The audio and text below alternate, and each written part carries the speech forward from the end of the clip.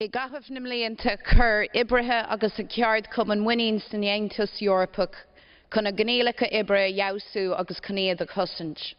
Workers across Europe have a right to decent work, to equality for all workers.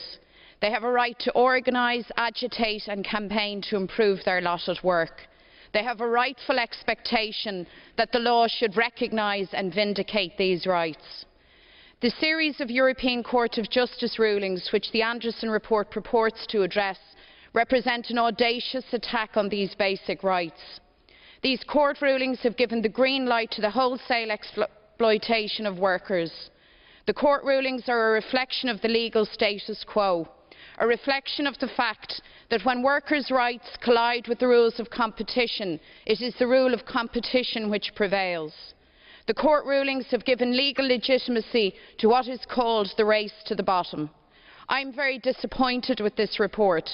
It deliberately avoids calling for the changes to the EU treaties which we all know are needed to protect workers. This call for treaty change was deliberately and cynically removed from the first draft of this report, despite the overwhelming calls from the trade union movement across Europe for a social progress clause to be inserted in the treaties.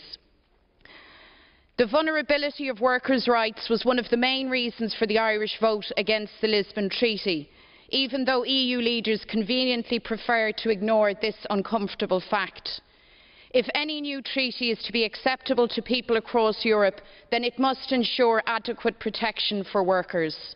We parliamentarians now have an opportunity to insist that the treaties include a binding social progress clause or protocol.